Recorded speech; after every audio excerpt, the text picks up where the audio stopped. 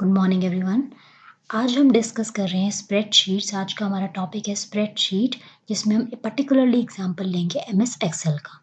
Now what is MS Excel, what is spreadsheet, ये सारी बातें आज हम डिस्कस करने वाले हैं। तो सबसे पहले देखते हैं हमारा आज का एजेंडा। हमारा आज का एजेंडा है कि हम डिस्कस करेंगे what is spreadsheet, properties of MS Excel, basic use of MS Excel, creation of tables and formatting those tables, now how to use conditional formatting, sorting of data and filtering of data. तो ये सभी चीज़ें आज हम देखेंगे MS Excel के साथ। पर उससे पहले let's come to a topic कि व्हाट इज स्प्रेडशीट। स्प्रेडशीट क्या है?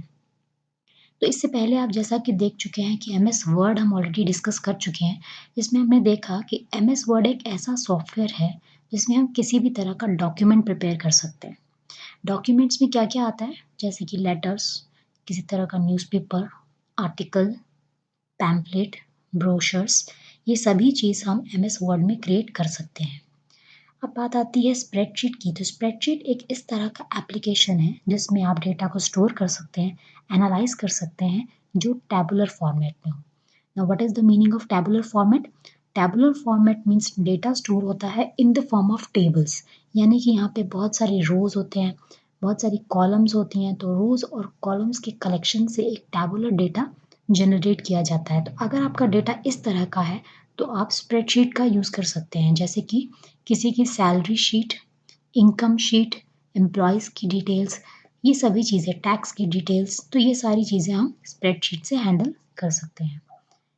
It contains multiple spreadsheet. यहाँ पे देखिए, अगर आप बहुत सारी स्प्रेडशीट्स होती हैं जिसको कलेक्टिवली हम वर्कबुक कहते हैं। यहाँ पे हमारे पास बहुत सारे बिल्ट इन फंक्शंस होते हैं, यानी कि बने बनाए फंक्शंस। फॉर एग्जांपल, हमें एडिशन करना है तो उसके लिए हमारे पास सम फंक्शन है। तो similarly we have different functions to calculate those things. Now graphical representation of data. अगर हम यहाँ देखें कि हम डेटा को ग्राफ्स के फॉर्म में, चार्ट्स के फॉर्म में रिप्रेजेंट कर सकते हैं, तो ये फीचर भी हमें स्प्रेडशीट प्रोवाइड करते हैं। इसमें अगर एग्जाम्पल्स की बात करें तो कौन कौन से स्प्रेडशीट सॉफ्टवेयर हम यूज़ कर सकते हैं। One such example is MS Excel, जो कि हम आगे यूज़ करने वाले हैं। इसके अलावा गूगल शीट्स, जो कि ऑनलाइन मोड में अगर आपको काम करना हो तो गूगल शीट्स का यूज़ कर सकते हैं।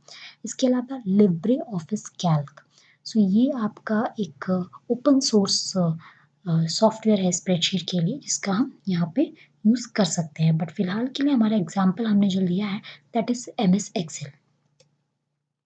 एमएस एक्सेल के अंदर क्या-क्या चीज़ें, फीचर्स एमएस एक्सेल प्रोवाइड करता है, तो उसके एक बारे में अगर हम जानें तो हम यहाँ पे डेटा को फ़िल्टर कर सकते हैं, सॉर्ट कर सकते हैं, कंडीशनल फॉर्मेटिंग लगा सकते हैं, पाइवेट टेबल्स, ये सभी चीज़ें हम एक-एक करके डिस्कस करेंगे in our upcoming videos also and in this video also.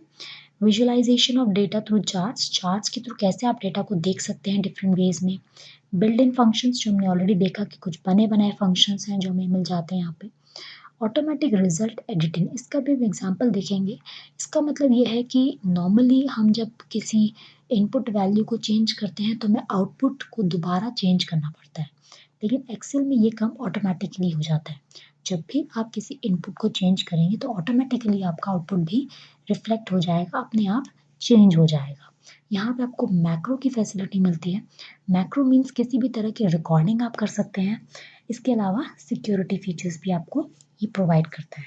तो ये सारे फीचर्स आपको एमएस एक्सेल में मिलते हैं। तो एक्सेल ओपन करने के लिए आप नॉर्मली सर्च पे जाके एक्सेल टाइप कर सकते हैं, तो आपको एक्सेल का ऑप्शन मिल जाएगा। तो यहाँ से आप एक्सेल को ओपन कर सकते हैं। मैंने एक्सेल ऑलरेडी ओपन किया है। The version I am using is 2007।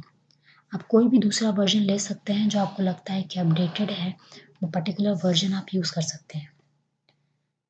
सबसे ऊपर आपको एक फर्स्ट लाइन जो दिख रही है जहाँ पे बुक वन माइक्रोसॉफ्ट एक्सेल लिखा हुआ है, ये है हमारा टाइटल बार। टाइटल बार में अगर आप लेफ्ट साइड पे देखें तो this is called quick access tool bar. So quick access tool bar में हमें वो ऑप्शंस जो में हम चाहते हैं कि हमें एज ए शॉर्टकट मिल जाए, वो हम क्विक एक्सेस टूल बार में ले सकते हैं। इसको हम बाद में देखेंगे कि किस तरह से यहाँ पे ऑप्शंस को ऐड किया जा सकता है। यहाँ लेफ्ट साइड पे आपको एक बटन दिख रहा है, this is the important but very important button which is called the office button, तो ऑफिस बटन को अगर आप क्लिक करते हैं तो आप यहाँ देखिए हमारे पास वेरियस ऑप्शंस हैं जो कि हम ऑलरेडी एमएस वर्ड में डिस्कस कर चुके हैं। तो हम for this particular tutorial we are not discussing these options. New, open, save as, print, prepare, send, publish and close, ये सारी ऑप्शंस ऑलरेडी आपको पता है। नॉर्मली हम जब वर्ड फाइल को सेव करते हैं तो सेव करते समय हमारा एक्सटेंशन क्या होता है? So everybody must be knowing कि उसका एक्सटेंशन होता है .docx, लेकिन एक्सेल में जब भी आप फाइल को सेव करेंगे तो आपका ऑप्शन होगा .xls and the last x is for particularly for version. So XLS is the extension for Excel workbook. हालांकि ये भी हम जानते हैं कि अगर हम यहाँ सेव एज में एक्सेल वर्कबुक लेते हैं तो हमें यहाँ पे एक्सटेंशन लिखने की ज़रूरत नहीं है, ये ऑटोमेटिकली आपका सेव हो जाता है with Excel extension. Now let us have a look at the second line which is called the menu bar. So menu bar में अगर आप देखें यहाँ पे तो अलग अलग टैब्स होते हैं हमारे पास, जैसे कि होम टैब। होम टैब में आप एक पर्टिकुलर एरिया देखते हैं जिसमें डिफरेंट सेट ऑफ ऑप्शंस आपको मिलते हैं, जिसको हम बोलते हैं रिबन। होम के बाद अगर आप नेक्स्ट टैब को देखें तो इंसर्ट टैब। इंसर्ट टैब में हमारे पास डिफरेंट ऑप्शन है, जैसा कि हमने वर्ड में भी देखा था, अलग अलग तरह के shapes, charts, hyperlink, header footer, ये सारी चीज़ें वर्ड में भी थी, सिमिलर चीज़ें एक्सेल में भी है। नेक्स्ट टैब है आपका पेज लेआउट। तो पेज लेआउट में भी कुछ डिफरेंट सेट ऑफ ऑप्शंस हैं जिसको अगेन हम रिबन्स बोलते हैं। Formula bar, then data tab, review tab. तो अगर कंपैरेटिवली आप इसको वर्ड से कंपेयर करें तो यहाँ पे दो एक्स्ट्रा टैब है हमारे पास, which is formula tab and data tab. Rest all the tabs are similar to that of what we have in MS Word. So now let us come to the home tab. So can you see this, the whole area?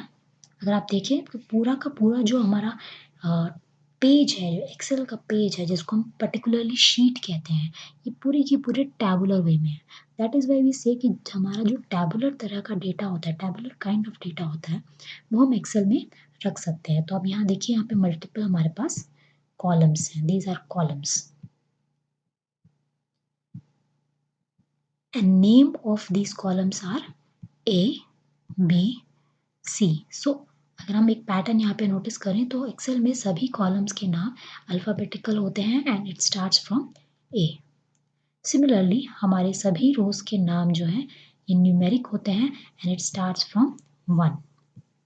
So 1, 2, 3, 4. Similarly we have other rows. So rows are horizontal in nature जबकि columns are vertical in nature. So a question arises that how many rows and how many columns are there in an Excel sheet? कितने rows या कितने columns होते हैं? तो इसको देखने के लिए we have a shortcut by which we can check कि हमारे पास कितने रोज और कितने कॉलम्स हैं। तो अगर मैं फर्स्ट बॉक्स में ये okay, these boxes are called cells. Now what are cells? Cell is an area which lies at an intersection of a particular row and a particular column. So this particular cell is known as B2. तो किसी भी cell का नाम कैसे हम पहचानेंगे? उसका concern column number and उसका concerned row number. So this particular cell is C2. Now what is the name of this cell? So this is B4.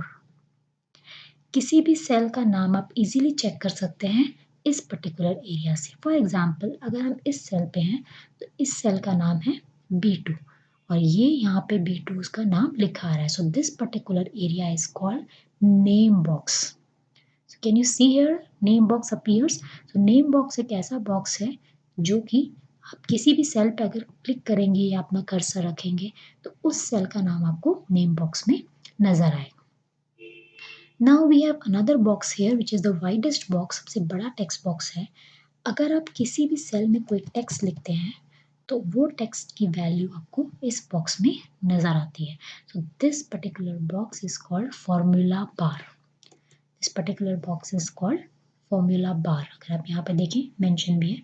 So formula bar एक बहुत ही इंपॉर्टेंट टैब है जिसके बारे में हम डिटेल में discuss करेंगे। So now come to our previous question, that how many rows and how many columns are there in an Excel sheet. So इसको देखने के लिए हमारे पास एक शॉर्टकट तरीका है। आप कंट्रोल के साथ डाउन एरो दबाएंगे तो लास्ट रो पे आप आ जाएंगे। कंट्रोल के साथ down arrow, so we can clearly see that there are 10,48,576 rows, 10,48,576 rows। और अगर आप वापस से कंट्रोल से अप की दबाएंगे तो वापस आप आ जाएंगे फर्स्ट रो पे। सिमिलरली अगर आपको लास्ट कॉलम पे जाना है तो कंट्रोल के साथ राइट एरो दबा के आप लास्ट कॉलम पे आ जाएंगे and the last column number is XFD। Similarly अगर आपको फर्स्ट कॉलम में जाना है तो कंट्रोल के साथ लेफ्ट एरो दबा के you can again come back to the first column. So this is how you can travel from one row to another row or one column to another column. Now I am having one table created here. एक demo table मैंने create किया है जिसमें columns हैं roll number, name, English, Hindi और maths. हमारे पास 5 columns हैं जिसमें मैंने अलग अलग रैंडम कुछ वैल्यूज़ लिखी हुई हैं। आप किसी भी तरह की वैल्यूज़ यहाँ पे लिख सकते हैं। तो यहाँ पे आप एक चीज़ नोटिस करिए कि कुछ वैल्यूज़ जो हैं वो हमें पूरी तरह से कम्प्लीटली दिखाई नहीं दे रही हैं। For example Abhishek is clearly visible to us, Babita Gupta is not visible to us. अगर आप देखें कि इस सेल में बबीता गुप्ता में सिर्फ GU विजिबल है, इसके आगे के लेटर्स विजिबल नहीं है। लेकिन अगर इसी को हम फॉर्मूला बार में देखें तो हमें पूरा पार्ट उसका नज़र आता है। तो इसे हम कैसे ठीक कर सकते हैं?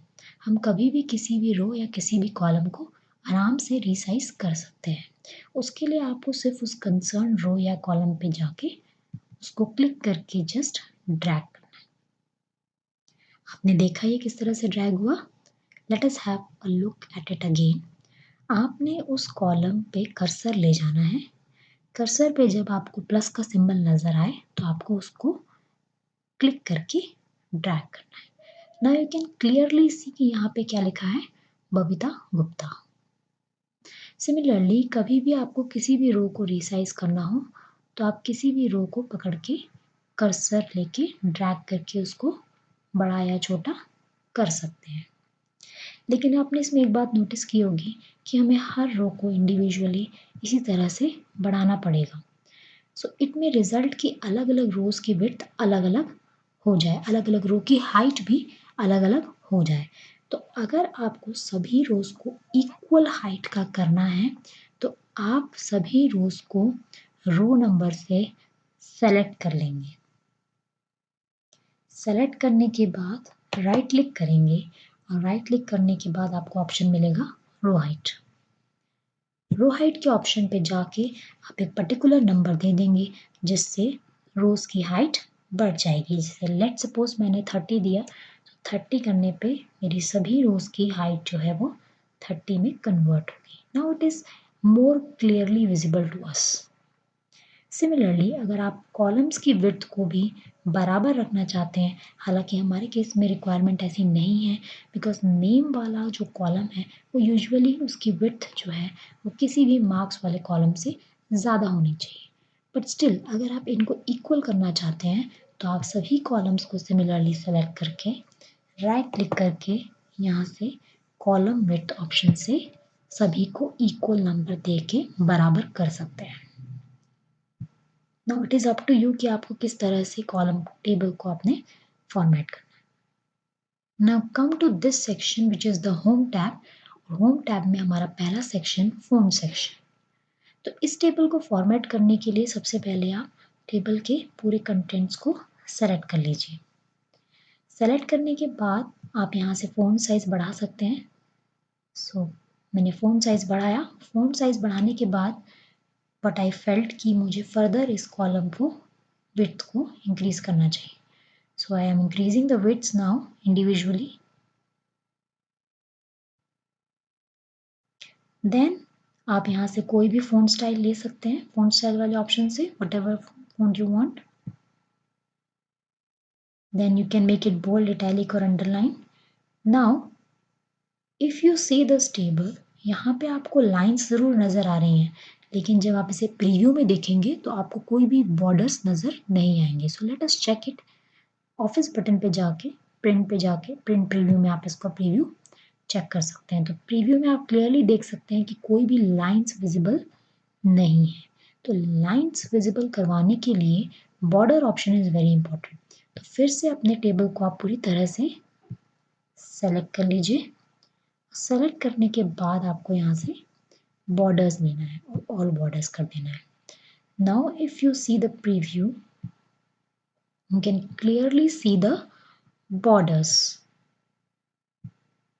Print preview. So borders are visible here. I hope it is clear. Now, if you want to format some particular rows or particular columns, you can give it a background color. You can give it a font color or any other color that you want. This is similar to that of a Word software which you have already done. Now, in the alignment section, if you see, अगर आप किसी भी रो में अगर आप देखते हैं कि आपकी जो ये अलाइनमेंट है, बाय डिफ़ॉल्ट हमारे नंबर्स की अलाइनमेंट होती है राइट साइड पे, जबकि बाय डिफ़ॉल्ट हमारे टेक्स्ट की अलाइनमेंट होती है लेफ्ट साइड पे. आप ये चीज़ इंग्लिश के कॉलम में भी देख सकते हैं कि हमारी जो नंबर्स की अलाइनमेंट होती है वो राइट साइड होती है. सो कभी भी आपको इन अलाइनमेंट्स को चेंज करना है, डिफ़ॉल्ट अलाइनमेंट्स को, तो आप सेलेक्ट करके अलाइनमेंट सेक्शन के अंदर जाके लेफ्ट अलाइनमेंट, सेंटर अलाइनमेंट या राइट अलाइनमेंट कर सकते हैं. So let us choose this as center alignment. Now अगर आप ऊपर वाले सेक्शन में देखें, so this is top, this is middle, this is low. तो अगर आप इसका चेंजेस नज़र नहीं आपको आ रही हैं कि किस तरह से ये चेंज हो रहा है, तो हम रो की हाइट को बढ़ा लेते हैं. तो अगर रो की हाइट को हम बढ़ा लेते हैं यहाँ से, तो वी कैन क्लियरली सी कि टॉप डाउन या मिडिल किस तरह से चेंज होता है. So if I select this much, then top, middle, bottom. So there are three types of alignments height wise and three types of alignments lengthwise. So I hope this is clear to you up to this point. Am I clear to you? I hope I'm clear to you. तो आगे बढ़ते हैं और देखते हैं आगे options हम alignment में और क्या कर सकते हैं. तो यहाँ पे हम ऑप्शन देखते हैं रैप टेक्स्ट. तो रैप टेक्स्ट एक बड़ा इंटरेस्टिंग ऑप्शन है. कई बार ऐसा होता है कि आपने कॉलम की विड्थ कम ली है, लेकिन स्टिल आप चाहते हैं कि जो टेक्स्ट है वो उसमें कम्प्लीटली अलाइन हो जाए.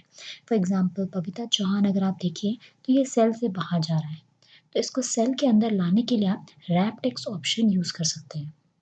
तो इसके लिए हम क्या करेंगे, टेक्स्ट को सेलेक्ट करेंगे, सेल को सेलेक्ट करेंगे, रैप टेक्स्ट के ऑप्शन पे जाएंगे, तो वो टेक्स्ट कम्प्लीटली उसी सेल के अंदर अलाइन हो जाएगा. हालांकि हम ये देख चुके हैं कि अल्टरनेटिव अगर हम रैप टेक्स्ट नहीं यूज़ करते तो हम इस सेल की विड्थ को बढ़ा लेते, तब भी हमारा एक सिंगल सेल में अलाइन हो जाता. Now come to the another option. If we want to give a heading to this table, अगर इस टेबल को हम एक हेडिंग देना चाहें तो आप किस सेल में वो हेडिंग देंगे? क्या इस सेल में या इस सेल में?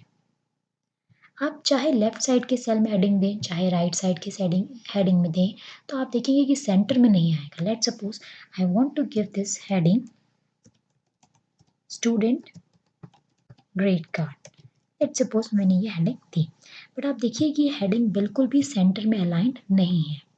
तो इस हेडिंग को सेंटर में अलाइन करने के लिए, इस पूरे टेबल के सेंटर में अलाइन करने के लिए what I can do is कि जो भी सेल्स हैं जिनके सेंटर में आप इनको लाना चाहते हैं, उन सभी को एक साथ सेलेक्ट कर लीजिए और सेलेक्ट करने के बाद आप मर्ज एंड सेंटर ऑप्शन यूज़ कर सकते हैं.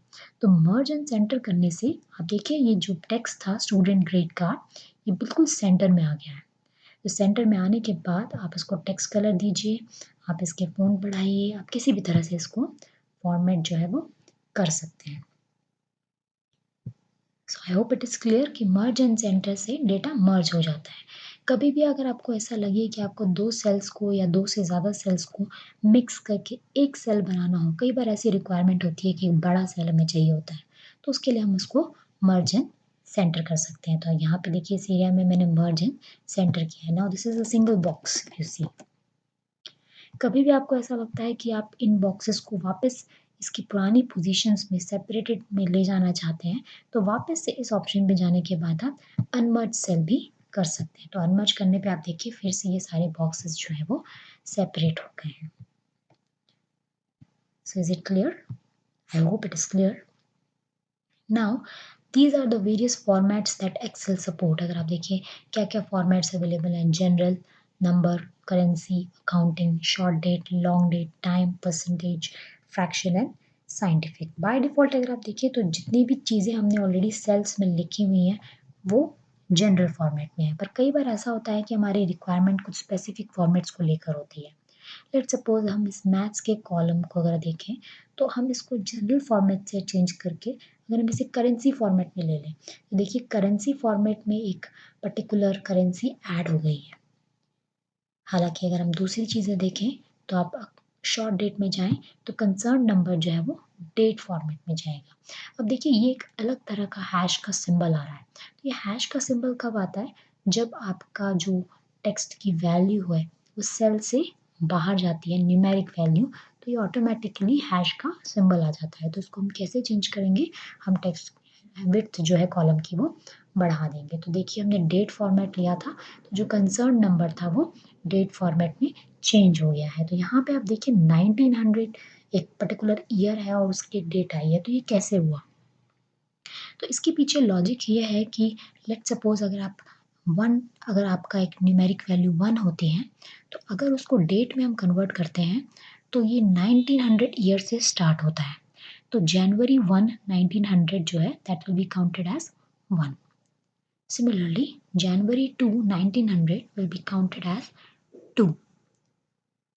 कभी भी हम इसको बैक टू ओरिजिनल करना चाहते हैं तो हम इसे दोबारा से जनरल फॉर्मेट लेते हैं। तो इस तरह से 87 जो है हमने देखा कि अगर 87 को हम डेट फॉर्मेट में अगर हम कन्वर्ट कर रहे हैं तो डेट में it appears in 1900 March 27th मार्च। तो आप इसे काउंट करके देख सकते हैं। So it will come around 87। Similarly आप कोई भी दूसरा और फॉर्मेट परसेंटेज फ्रैक्शन वगैरह भी यूज़ कर सकते हैं। सपोज़ अगर आपने करेंसी ली और करेंसी में आपको लगता है कि कोई और दूसरी करेंसी आपको यूज़ करनी है, तो आप इस छोटे से आइकन पे जाके आप यहाँ से सेटिंग्स चेंज कर सकते हैं। तो आप देखेंगे कि करेंसी वैल्यू को भी आप बदल सकते हैं। यहाँ देखिए करेंसी वैल्यू में आप यहाँ से कोई दूसरी करेंसी वैल्यू, लेट्स सपोज़ अगर आप इंग्लिश की लेते हैं तो आप डॉलर्स ले सकते हैं। सो लेट्स सपोज़ अगर हम डॉलर्स ले लें तो this will be replaced by a dollar symbol. Similarly आप कोई भी दूसरी करेंसी ले सकते हैं, बट फिलहाल we are interested in general only. Now this is a very important topic which is conditional formatting. Conditional formatting हम किस तरह से यूज़ करते हैं और क्या पर्पस है इसका? तो कंडीशनल फॉर्मेटिंग में कई बार ये होता है कि हमारे पास बहुत सारे रिकॉर्ड्स होते हैं और उसमें से हमें कुछ पर्टिकुलर रिकॉर्ड्स ही चाहिए होते हैं, तो हम कंडीशनल फॉर्मेटिंग का यूज़ कर सकते हैं। फॉर एग्जांपल अगर नाइलेट के क्राइटेरिया को ही ले लिया जाए तो हम जानते हैं कि 50% से अबव जो है वो पास है स्टूडेंट्स और 50% से बिलो जो है वो फेल है। तो अगर हम ये इजीली हम चेक करना चाहें कि इनमें से कौन कौन से स्टूडेंट्स हैं जो पास हैं या जो फेल हैं, तो हम इजीली चेक कर सकते हैं। लेट्स सपोज हम मैथ्स कॉलम के लिए ये पर्टिकुलर एरिया चेक करते हैं, तो हम मैथ्स कॉलम में आने वाली सारी वैल्यूज़ को चेक कर लेंगे। बट अगर हम इसमें देखें तो सारे ही स्टूडेंट्स हमारे जो है वो पास हैं। लेट्स सपोज हम इसको अपना कॉलम चेंज करके हम इसे किसी दूसरे कॉलम के लिए चेक करते हैं। इंग्लिश के लिए मान लीजिए अगर हमें चेक करना है तो हम क्या करेंगे, सभी कॉलम्स को इंग्लिश के कंसर्न सभी कॉलम्स को सेलेक्ट कर लेंगे। सेलेक्ट करने के बाद कंडीशनल फॉर्मेटिंग पे जाएंगे। कंडीशनल फॉर्मेटिंग के बाद हाईलाइट सेल रूल्स पे जाएंगे और जो भी आपकी कंडीशन है वो आप कंसर्न कंडीशन देंगे। फॉर एग्जांपल हमारी कंडीशन थी ग्रेटर देन। तो अगर आई एम इंटरेस्टेड कि कौन से स्टूडेंट्स हैं जिनके ग्रेटर देन या इक्वल टू 50 हैं, तो यहाँ मुझे क्या देना चाहिए, greater than 49. So greater than 49 means 50 or 50 plus. So that will be highlighted by this color. So आप कलर चेंज करना चाहें तो कलर चेंज कर सकते हैं. Suppose I am giving green. So okay. So you can easily see now कि कौन कौन से स्टूडेंट्स जो है वो पास हैं. तो सभी पास हैं except this which is 34, which is the marks obtained by Abhishek Verma. So we can clearly see this.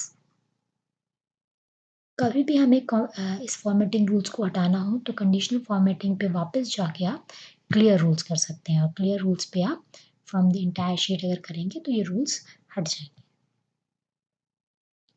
Similarly आपको कोई भी दूसरा रूल लगाना हो तो आप लगा सकते हैं. इसमें आप देखिए ग्रेटर देन के अलावा less than, between, equal to, text contains data, date occurring, तो ये डुप्लीकेट वैल्यूज, तो बड़े सारे ऑप्शंस हैं यहाँ पे. इसके अलावा आप देखिए top bottom rules.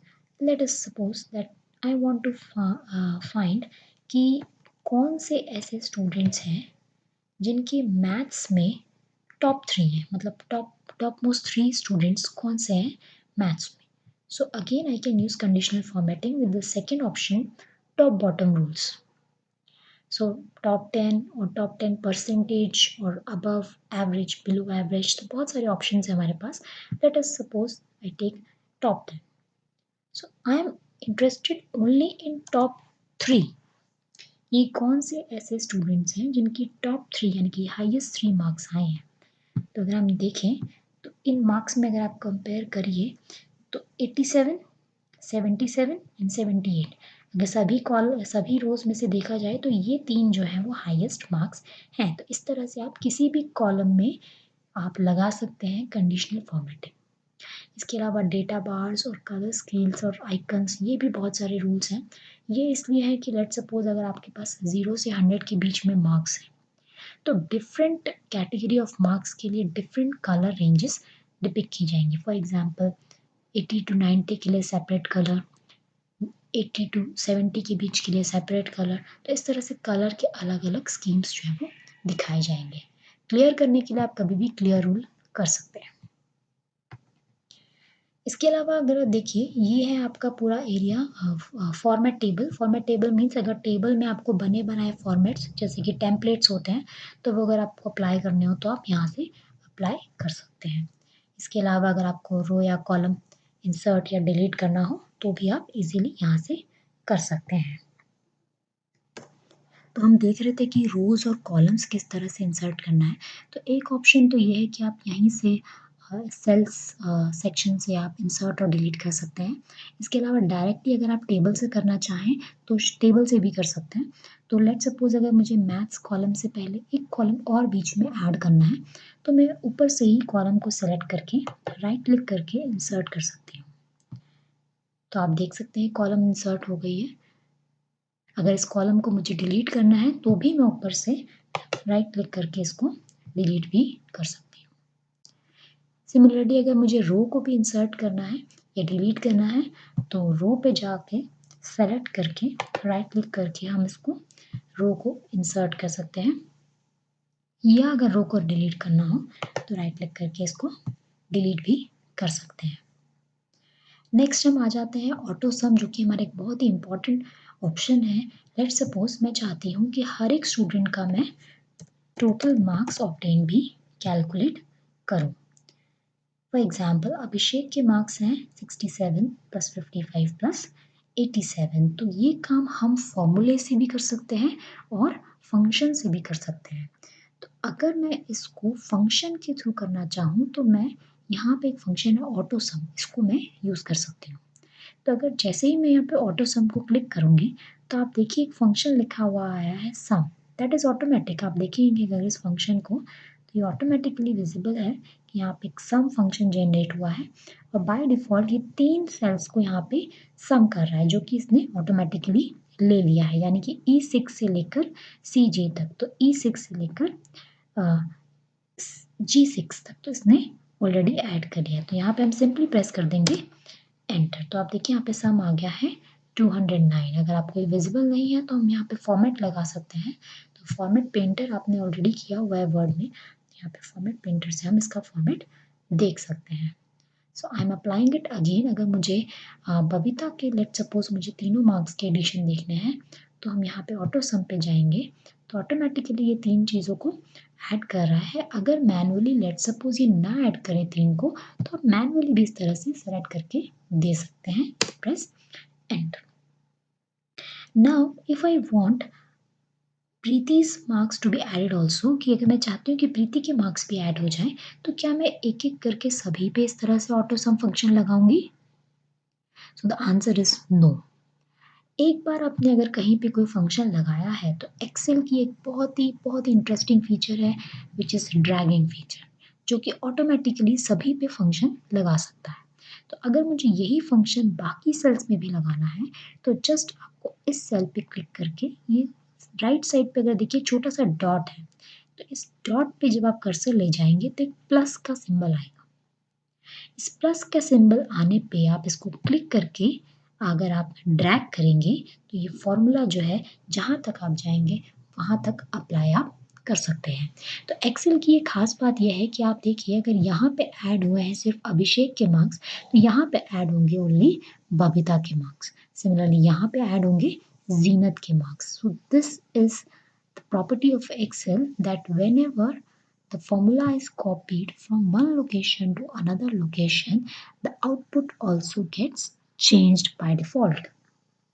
So how this happens? तो इसके लिए आपके पास तीन तरह के रेफरेंसेस हैं, जो हम अपने नेक्स्ट पार्ट में पढ़ेंगे। The types of cell references which is absolute, relative and mix. तो इसके बारे में हम डिटेल में बात करेंगे कि ये किस तरह से काम करता है, कैसे इस फॉर्मूले को किसी और लोकेशन पे कॉपी करने पे तो उसके इनपुट्स भी अपने आप चेंज हो जाते हैं। यहाँ पे हमने एडिशन किया था 67, 55 और 87 का, लेकिन इस पर्टिकुलर कॉलम में, इस पर्टिकुलर रो में अगर आप देखें, तो एडिशन हुआ 90, 77 और 77 का। तो how this happens? So this we will see later in cell referencing options. अगर हम देखें कि हम यहाँ पे हम क्या सिर्फ सम कर सकते हैं, क्या हम सम के अलावा और कोई ऑप्शन नहीं कर सकते हैं? बिल्कुल कर सकते हैं। तो आप यहाँ देखिए एरो में साइड में और ऑप्शंस भी हैं, एवरेज, काउंट, मैक्स और min. So let us take one more example of max. तो सपोजिंगली कि अगर मुझे इन सभी नंबर्स में से मैक्सिमम नंबर कौन सा है वो जानना है इस सेल में, तो यहाँ पे सिलेक्ट करके हम ऑप्शन पे जाएंगे मैक्स। मैक्स सेलेक्ट करने पे बाय डिफ़ॉल्ट वो इन सेल्स को सेलेक्ट कर रहा है, but let's suppose I want कि मैं सभी में से मैक्सिमम निकालना चाहती हूँ, तो मैंने सभी को सेलेक्ट कर लिया। तो यहाँ पे देखिए चेंज हो गया है E6 से लेकर H14 तक। तो इन सभी का मैक्स जानने के लिए, so the maximum is 252। If I see the number which is 252, so 252 is the maximum number. तो आगे हम देख रहे हैं सॉर्ट और फ़िल्टर, जो बहुत ही इम्पोर्टेंट ऑप्शंस हैं, जो हमारे इस पार्ट 1 का सबसे इम्पोर्टेंट टॉपिक है कि कैसे हम अपने डेटा को सॉर्ट कर सकते हैं और फ़िल्टर कर सकते हैं। तो सॉर्टिंग का मतलब, जैसा कि आपको पता होगा कि सॉर्टिंग का मतलब होता है कि डेटा को किसी भी तरह से ऑर्डर में लेके आना। फॉर एग्ज़ाम्पल हम चाहते हैं कि बच्चों के जो नेम्स हैं वो अल्फ़ाबेटिकल ऑर्डर में आए, या बच्चों की जो मार्क्स हैं वो इंक्रीज़िंग या डिक्रीज़िंग ऑर्डर में आए, तो उसको हम बोलते हैं डेटा को सॉर्ट करना। तो किस तरह से हम डेटा को सॉर्ट कर सकते हैं? तो इसके लिए आप पहले अपने टेबल की उस कॉलम को सेलेक्ट करिए जिसके बेसिस पे आप डेटा को सॉर्ट करना चाहते हैं। फॉर एग्जाम्पल अगर मैं नेम वाइज अपने डेटा को सॉर्ट करना चाहती हूँ, तो मुझे नेम वाला जो पूरा कॉलम है अपना, वो सेलेक्ट करना होगा।